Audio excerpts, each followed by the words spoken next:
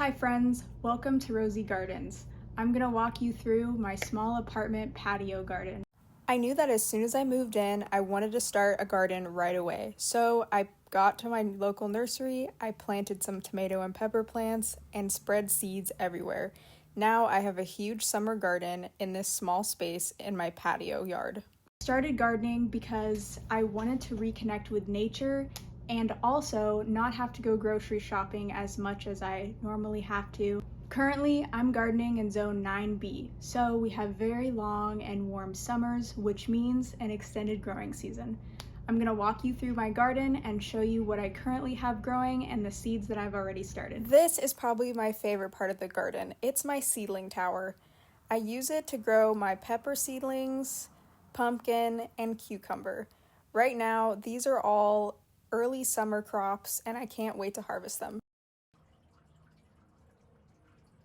My little patio garden might not be your huge conventional garden, but the small space I do have, I can plant a lot of things vertically, and I'm gonna show you just how I use my small space to have abundant harvests and grow very healthy and happy vegetable plants. My top 5 tips for starting a thriving garden. Tip number 1 is know your zone. Go on Google, type in what's my growing zone and your location, it should pop up. I grow in zone 9B. Tip number 2, start small.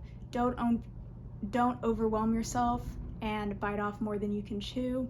Start with maybe one small container of herbs or any plant of your choosing. Do your research, whatever plant that you have in your garden, do a lot of research, make sure it's getting the right amount of sunlight and the right amount of water.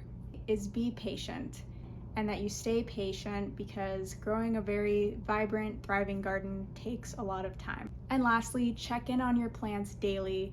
Make sure they're getting enough water and nutrients.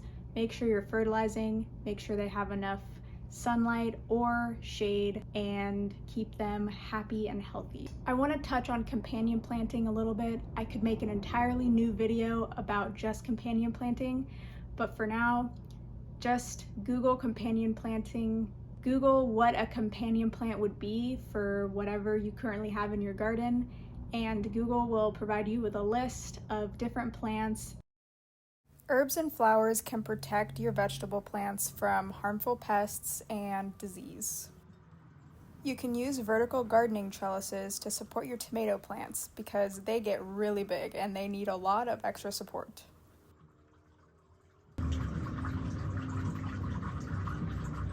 All I did here is attach the tomato plant to the trellis using a zip tie.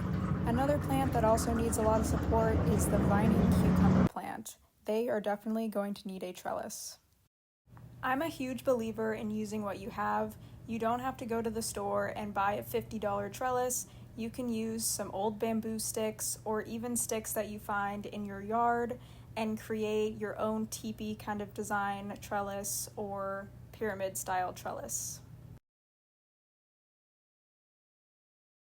Something else super important that I will be talking about a lot on my channel is transplanting seedlings.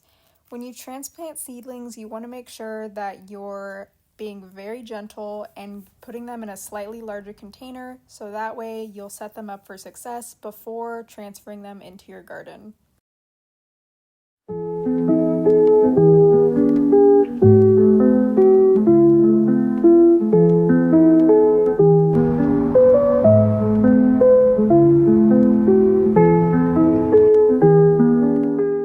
In this garden bed here, I have a large tomato plant, a jalapeno pepper plant, onions, garlic, some beans, and a few herbs that are growing up this DIY trellis that I made.